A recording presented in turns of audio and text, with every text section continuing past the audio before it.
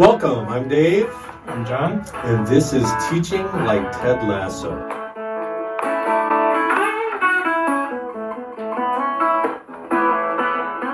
So, what are we going to talk about today? Well, this is, as we've talked about before, not an episode-by-episode guide to Ted Lasso. Right. We're picking themes. And we're starting with one of our favorites in the classroom, play. So what is it about Ted Lasso that makes you think about play when you're thinking about the show? Warning, we expect that you have watched Ted Lasso, at least through season 2. There will be spoilers ahead and scenes that don't make sense if you don't have some familiarity with the show. There's a lot of wordplay. Oh, yeah. Yeah. Teaching Like Ted Lasso Little Theater, or TLTLLT, presents a scene from Season 1, Episode 2. Hey, look at Isaac. He looks like a Rodin sculpture in cleats. Boots. Huh? They call cleats boots. I thought you said the trunk of a car was a boot. Also a boot. Hold on now. If I were to get fired from my job where I put cleats in the trunk of my car... You got the boot from putting boots in the boot. I love that. We're talking about teaching like Ted. Right. So what are some of the first things you think about, like how this kind of play show up in a classroom? I think we should make it clear when we're saying teaching like Ted Lasso, we're not talking just about Ted Lasso. We're talking about all the characters in Ted Lasso. Right. Because there are certain things Ted Lasso does that I would not encourage teachers to do. I am glad to hear that. So in season 2, we get to meet a sports psychologist who talks about the idea that the culture that they've created is very accepting, very warm, everybody's happy. And I would say that some of that is also the playful nature of the way that people interact with one another. Right. If we're going to create a welcoming, inviting environment into our classrooms, we too need to be willing to engage in playful discourse, right? Appropriately playful discourse, offer opportunities to play games, things like that. What about you? How do you see it playing out in education? Well, sometimes literally, like, that I want them playing and exploring in my classroom, right? So whether it's a game or a manipulative, one of the things I do when I introduce a new manipulative is Chris Bengston, a very wise teacher I taught with elementary school for a while, taught me that you have to guarantee playtime. If you can't give it up front, you tell them when they're going to have a chance to play with those materials and you deliver on those promises. And I can't tell you how many times that play has turned into worthwhile mathematical conversations. I know you and I both also ask questions where students can get to know each other, and that by doing that may not sound like play, but they're asked to be sort of playful in their responses. Yeah, it's almost Labor Day weekend as we're filming this, and so today I'm going to ask my students, hamburger, hot dog, and what are the toppings? Yeah, but I know that there are certain folks who feel like learning is serious business, and that play has no place as a result. And again, I think this is a place where the Ted Lasso series gives us a chance to examine this tension, right? Because there really is sort of a different set of beliefs in, I think it's episode 3, Ted makes it very clear that winning and losing is not what he feels like his job is about. Right. And that creates some tension in, even with his best friend, Coach Beard. Coach Beard. TLTLLT presents a scene from Season 1, Episode 9. And you know better than anyone that all this ain't about winning to me, because that ain't how we measure success, right? Damn it, it is. Hey, Who put a firecracker up your butt and lit it? You did! I'm sick of it. I understood the mission when we were in Kansas, but those were kids, and these are professionals, and winning does matter to them, and it matters to me. And that's okay. Ain't that right, May? Amen, it is. It seems like in this scene, Ted is coming to understand, or at least Beard is trying to get Ted to understand, that there are goals, literally goals, that they need to consider in order to be successful. Right. And that regardless of what Ted's trying to do for the players, if they lose, if they're relegated, that work will be for nothing.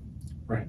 Well, and Beard says that at one point, right? That their validation is that it works, right? Mm-hmm. So that if all the players are happy, but they're relegated, the fans, there's consequences for the fans. That May is a bar owner who, Mm-hmm. right, who lives and dies over this Right. team, Right. and for the players, for their careers, because it's their job. Right. And so to our folks who think that we are suggesting in education that this is all just play, there does need to be some real intention to it, or at least some goals related to that. It's all well and good that, like you said, that we're helping to support and create, foster human beings who are loving and caring and the best versions of themselves. Right. School also needs to help them to read and write and think mathematically, think critically, think scientifically, know history. Those aren't in opposition. No, they're very compatible goals. Right. Yeah. And it's important to keep that in mind. Mm-hmm. So what about from the other end, right? What happens when we are so serious, we're not smiling till Christmas, and we're creating an environment where people feel stilted, uncomfortable, not being their best self. Oh, so there's a great example of that in the show, right? So there's this player Isaac, who's been made captain for the team, and he takes it very seriously, maybe too seriously, right? It affects his on-field performance because he's constantly weighing success and what it means to be a leader, and to some extent, he's not really playing the game anymore. No, yeah, he's definitely not smiling. Right. Yeah, and that's noticed by some of the football pundits that we get a chance to see. One is who is the former player, Roy Kent, Right. that he's a shadow. I think the language is he's a shadow of his former self. Yeah. And so Ted, recognizing this to be a problem, enlists Roy's help as a former captain. TLTLLT presents a scene from Season 2, Episode 5. What the F, Roy? Did you bring me around here to get my leg broke? No, I brought you here to remind you that football is an effing game that you used to play as an effing kid, because it was fun, even when you were getting your effing legs broken or your effing feelings hurt. So F your feelings, F your overthinking, F all that bullshit. Go back out there and have some effing fun. Certainly the message that in that case has been to be able to, you can be too serious. And I guess that's the thing that I worry about. We've, timestamp here, we've just been getting all this news about how we're behind again in mathematics and reading. And my concern is that our efforts are going to be serious and are going to take over, play. It's going to take over recess. It's going to take over specials. It's going to take over those opportunities that we know. I love that Vygotsky quote that talks about when basically a child at play is a head taller, a year older, and so it's just so important that we give our kids an opportunity to play. And if teachers are concerned about that, then just make sure that it's with a purpose. Play with a purpose. Play with a purpose. And so we're going to take some time now with a couple of experts, a researcher who thinks about play, and a teacher and math coach who's really interested in play in the classroom. And we're going to talk to them about how they see play, what supports are there, and what struggles are there to get play in the classroom. I'm very excited to hear what they have to say about it. Me too. Yeah. Good. Dr. Kathryn Norton Coffey is the elementary math specialist for Muskegon Public Schools. Her academic interests include curriculum, instruction, and the use of games in teaching and learning mathematics. Full disclosure, Dave is Kathy's spouse. This discussion was recorded over Zoom. I'm very happy to welcome Kathy Coffey to the Teaching Like Ted Lasso podcast. Thank you. Thanks for having me. You started elementary teaching in 1997, and you were just telling me how really it started with a trip to Toys R Us. Yeah, I got hired the day school started, an abundance of kindergartners, and they needed an extra halftime section. So I got hired, and they gave me the credit card and sent me to buy some toys and games for the for the kitchen and the housekeeping center, and for the sand table. Yeah, it started out with play.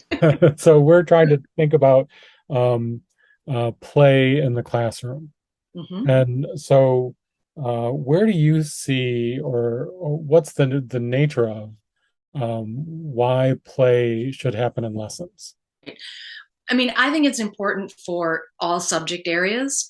I mean, I think about first graders. I think like at the beginning of the year, some of the read to self things they're doing, they're playing, right? They're emulating or simulating what real readers do. They might not really be reading yet, but they are still, they're playing with the books and they're playing with that language. And then in math, I just think I have a philosophy that games are to math as books are to reading, that kids they have to play games in order to give them a purpose, number one, and to be able to have fun while they're learning. It has to be, something, if you want to learn something, it should be pleasurable. So the games give them that context as well.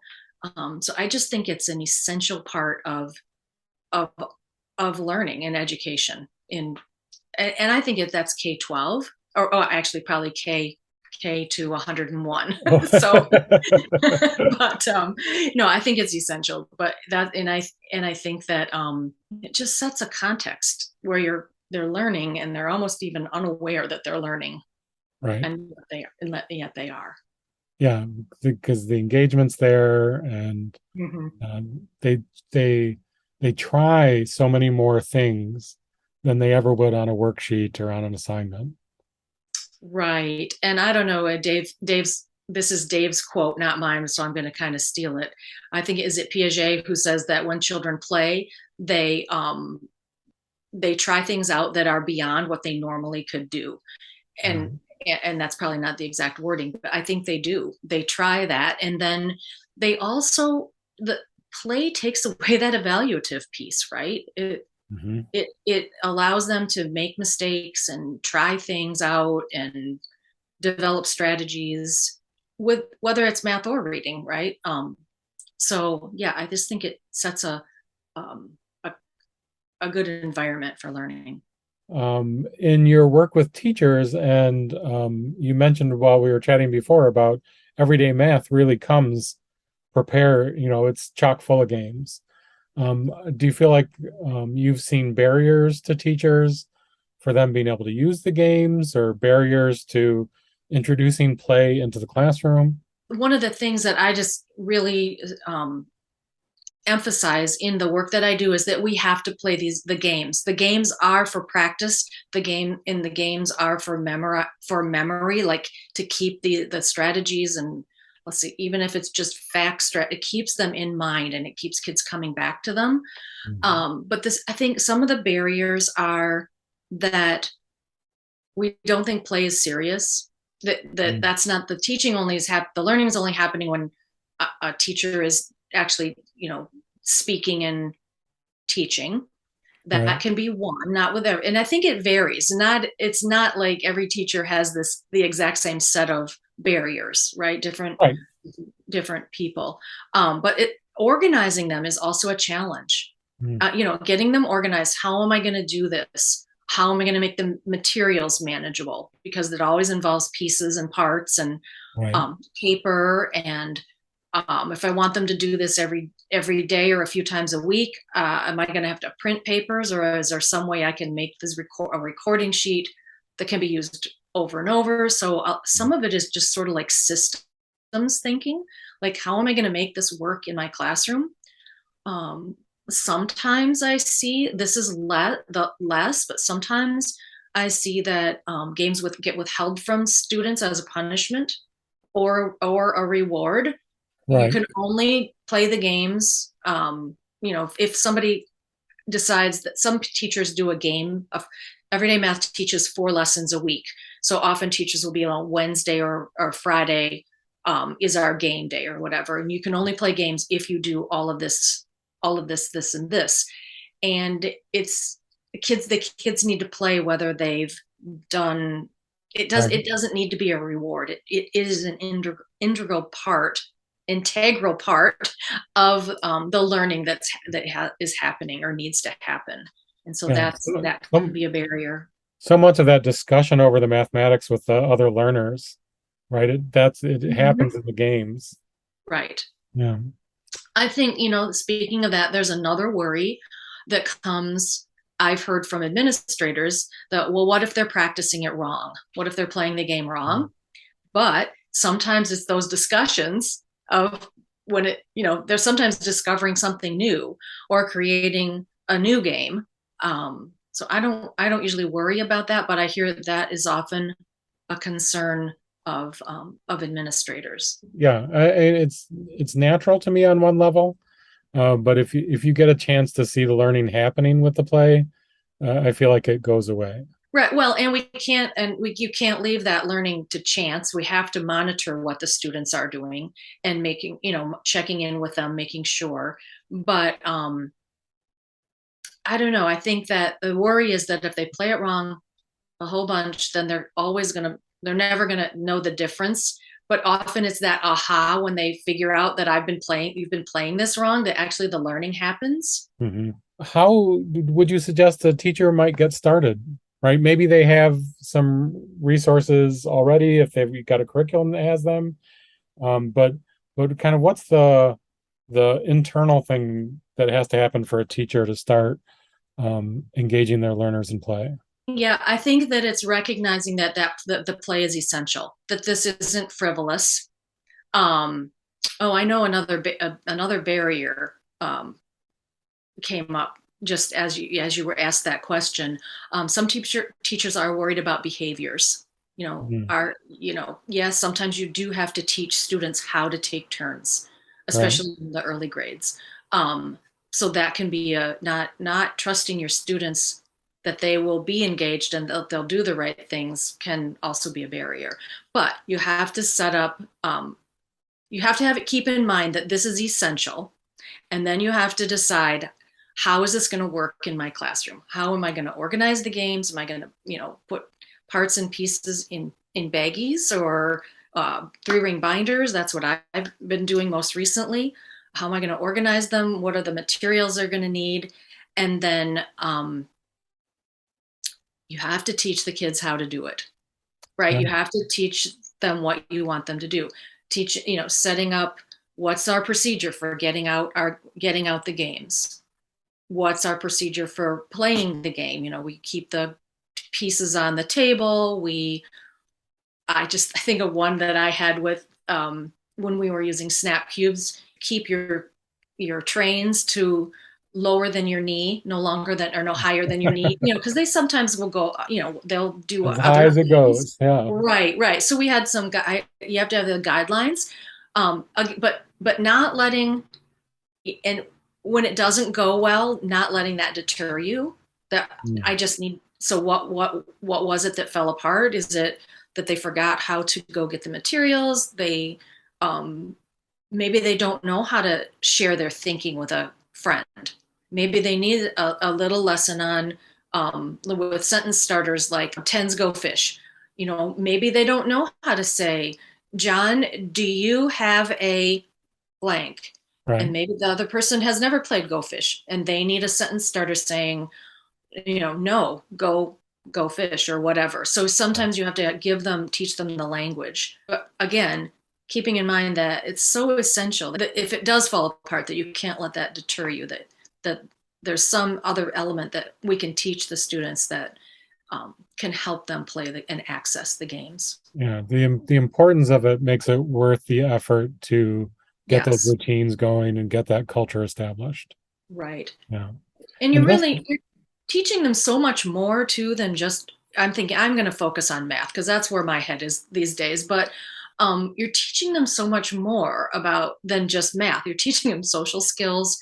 You're building helping them take turns and building that prefrontal cortex in their brain. And you're just teaching them so much more. And that is also the part that makes it worth it. That I'm not just teaching content, I'm teaching something bigger. Yeah, I really hear that, because as you were talking, I was thinking about, well, if my students don't know about taking turns, I want them to know that, and if they don't know how to ask people or how to collaborate or how to set up and put away, right? That those are things I want them to learn also. Mm-hmm. Right. Yeah. And I want to build capacity. Like I want to build capacity in my teachers. I want to build capacity in the students that they can independently go get materials out, play the game, and put them away. Yeah. Yeah. Well, nice. Okay. Well, there is one more question. I promise it is not evaluative. Okay. Okay. Oh, there's a lot of judgment around this one, I think. Oh, there can be, right? But I think I know what it is. Asking you, I promise you, it is not. So, would you rather be panda or lion? Well, I'm going to go out on the limb and say I would rather be a panda. All right. I just think that, and I guess for myself, I'm thinking about grown animals at this point, not tight like lion cubs playing and tumbling in The Lion King. Because all children, that's the other thing, all mammals play to some extent, right? So that's how they're learning. But I think I would rather be a panda. I really don't want to have to kill something to eat it. Like a panda's like, and maybe they do, and I don't even know about that, but in my mind, they just seem like they are more peaceful and just seems like, I don't know. I'm with you. I'm signing up for the bamboo. Yeah. Sounds like a good place to be. Very good. Okay. Well, I can't thank you enough, Kathy. I really appreciate you talking with us, and I hope we get to talk again. I hope so too. Thanks, John.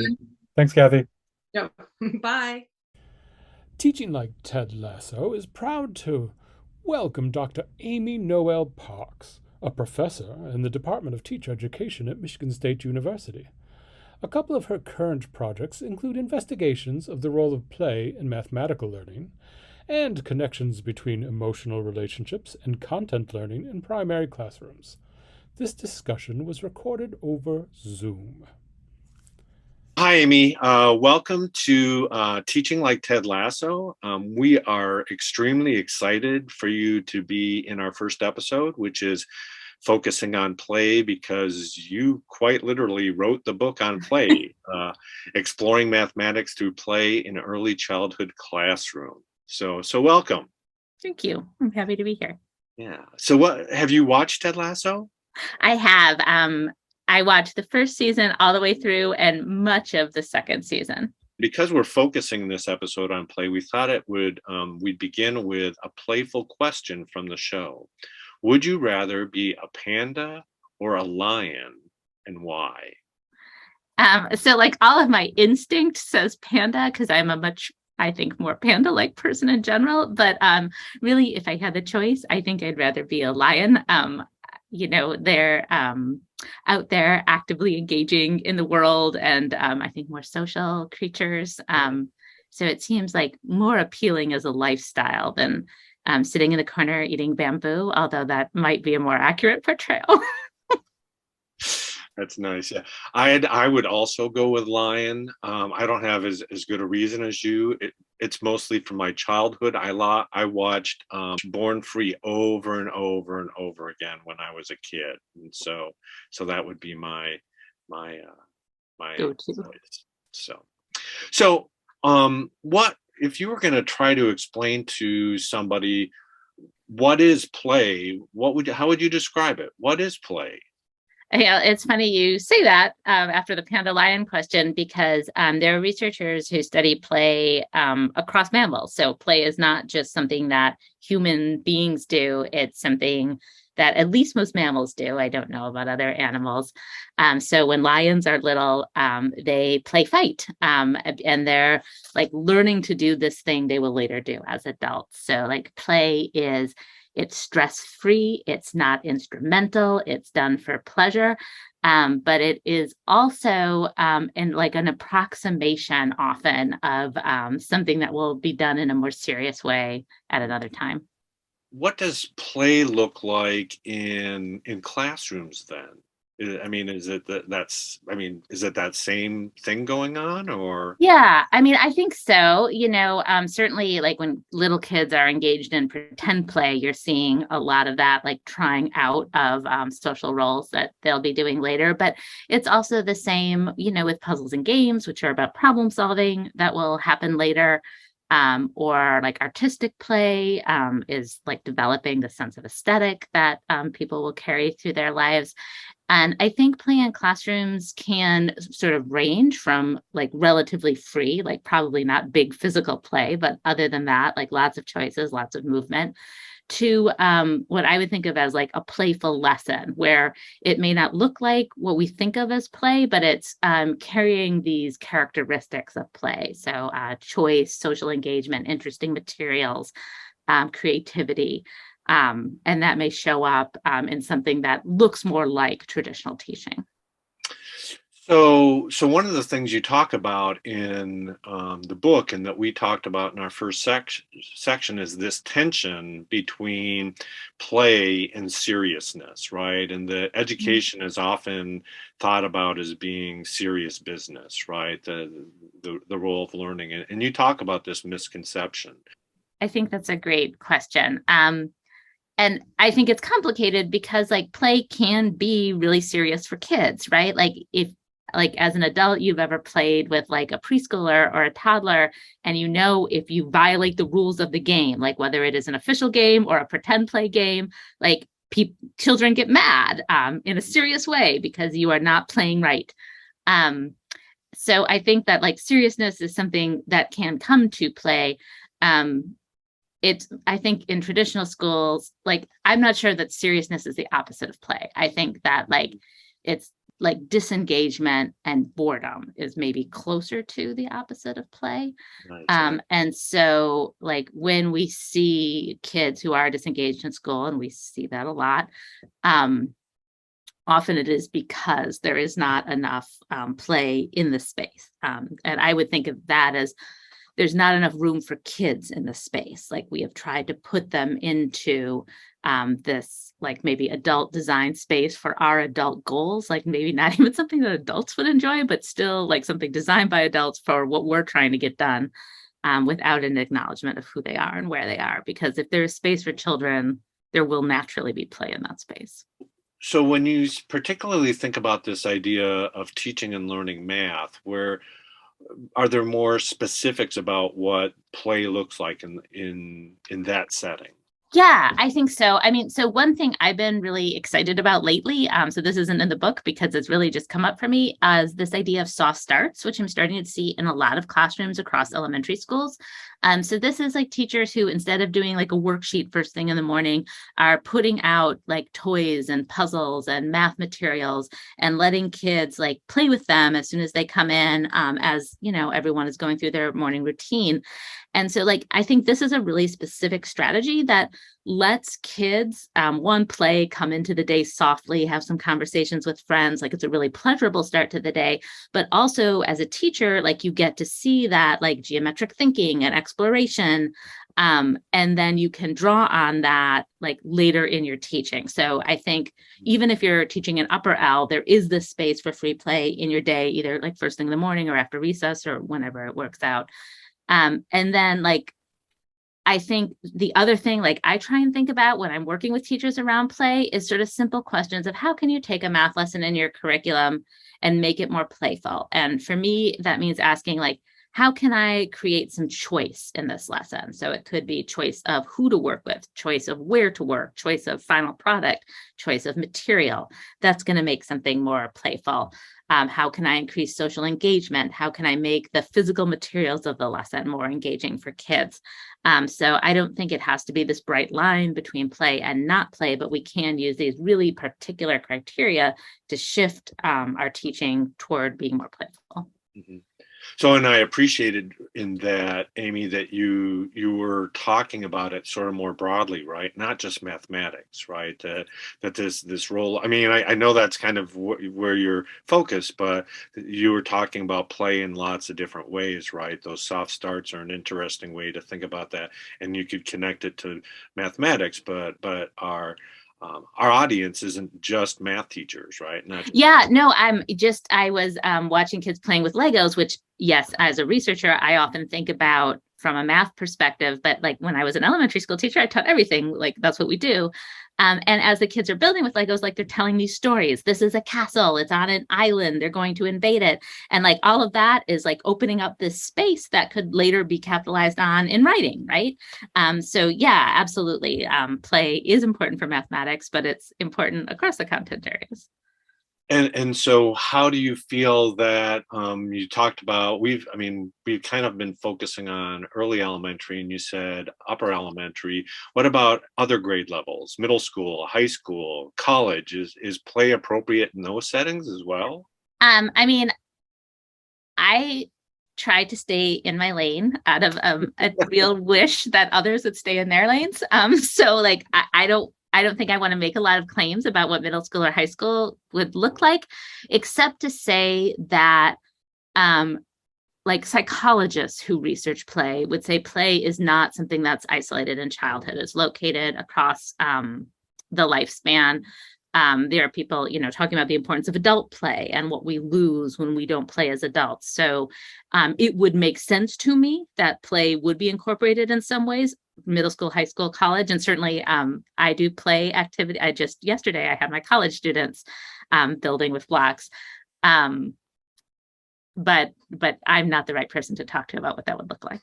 In doing this work on play, but also on joy, I am like struck by how often like I hear people like laughing and like see their bodies leaning together across tables, and you get this feel immediately that people are like engaged in the work. And I think like this is like a sense I take when I walk into classrooms, right? Like the first thing I do is take an emotional temperature of the room. And even before I have a sense of the pedagogy, I have a pretty good idea of how kids are doing in that space. Oh, nice. So you were involved in the Michigan Early Math Essentials. Full disclosure, so was I. You and I went together. And the very first essential is design learning environments to encourage mathematical play and tinkering. So what concrete strategies are being suggested for teachers to be able to apply that essential in their classrooms? Yeah. So I think first, I guess I would say the concrete things are relatively broad because like we want people thinking about their own context and what makes sense to them. But a lot of it is about having materials available to kids that they can access and play with and that they feel are playful. It's about creating classrooms where kids have control over their bodies. So they're able to move in ways that are comfortable for them and sit in spaces that are comfortable for them. It's about posing problems that require kids to be playful and creative in finding solutions and creating space for kids to engage with each other. We certainly can have solo play, but lots of kids like to play with others. So we want spaces where they can do that. And I know there'll be resources available for teachers who are looking to work on these essentials. Yes. So we have filmed in 4 schools across Michigan. And those videos are coming online and being available. There are some great ones showing play all the way from pre-K to 3rd grade. And then there will be what we're right now calling online modules for each essential, which will go into a little more depth. So they certainly will have the videos, but they'll also have, we've been interviewing math education experts from all over the country and videotaping them. So they'll have those. They'll have activities that people can do, like to engage with the ideas. And I think those will largely be available like through ISDs. We'll be coming into schools with them. So those are things that are coming. We're Yes. just kind of getting started with that. Correct. So are there other resources that people ought to look into if they're interested in this idea of play in education? Yeah. Well, first of all, I'd say there's a lot, like you said, I wrote the book on play, but there's really dozens of books on play out there. So I think if you went in online and just look for things, you would find something that was appealing to you. Also, I would say there are a lot of districts in Michigan right now using the Bridges curriculum, and I would say it's unusually good at promoting play in mathematics in ways that really, I think, make sense for teachers, make sense for kids, are mathematically sound. So if you're in a position where you have some say about what your curriculum is, I would recommend checking that one out. And then I might also suggest just doing some exploration in your room and in your school. Like often over time, we build up all of these materials and they kind of get pushed to the side as we do different PD or think about other things. But there are probably lots of opportunities for play, like somewhere that you already have, and just finding this. I mean, I really am drawn to this idea of soft starts because it feels like such a low entry point, like to just say, okay, I'm just going to take 15 minutes. I'm going to put out 5 materials and let kids choose and do this, and maybe just sort of see where that takes you. That's great. Thanks, Amy. Thank you so much for all you've shared with us. I'm sure. I mean, it's already got me thinking, and I'm sure it'll do the same for our audience. And we appreciate you, and look forward to seeing more coming from you, especially around those essentials. So, thank you. There will be more. Thank you. So that was great. We learned a lot. Yes. Yeah. Even though we haven't actually heard it at this point. Well, hello, they don't know this. All right. So one of the things though that I think we need to be real transparent with is as math professors, math education professors, that this was math heavy. Right. We're coming from our perspective, making connections to our practice. Right. And the people that we know. But right. Yeah, but we would love to hear how other teachers from other disciplines, teachers at all levels, pre-K to university, connect with this idea of play in the classroom. How have they seen it be successful? What are their concerns about it? Yeah. Right. Yeah, and so they can do that through social media. Reach us at like Lasso, or using the hashtag Teaching Like Ted Lasso. We also have a Facebook group if you want to be a part of that. Just Everybody's contact. welcome. Yeah, it does remind me, one of the most powerful examples of purposeful play that I think about had a chance to see Ellen Keene at Michigan Reading Association. and she was in a ballroom full of teachers. Bravest woman I ever saw, because she had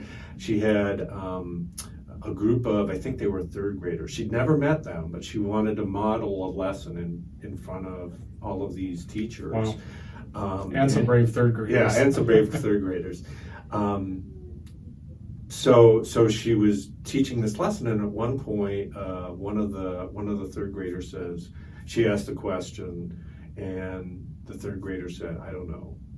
And her response was, "Pretend like you did know. What would you say?"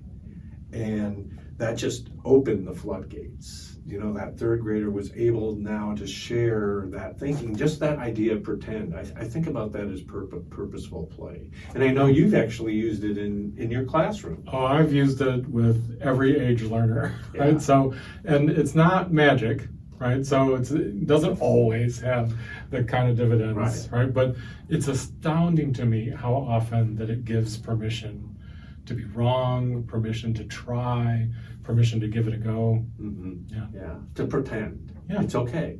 Just like I did get to wear my some of my gear today. Yeah, I was wondering about that. Yeah, I'm pretending to be a Richmond supporter. All right. I know they're not a real team, John. Okay, but I got this from my kids and my grandkids this past Christmas. Yeah. It gives me a chance to pretend. So, Oh. hey, Good. we'll see you in October when watch social media for what the theme for October is going to be. Yeah. And if you have suggestions, again, your connections to teaching, your thoughts about the show, have you thought about how to teach like Ted Lasso? Yep. Thanks. All right. Cheers. For more information from this episode, please check out our show notes.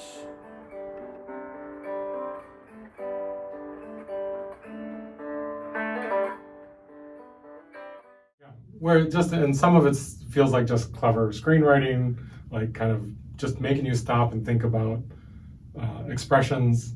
The other one that springs to mind is, do you believe in ghosts? I don't know. I don't know the exact one. Yes, but more importantly. Yes, but more importantly. Okay, so yes, but more importantly, they need to believe in themselves. Yeah. So.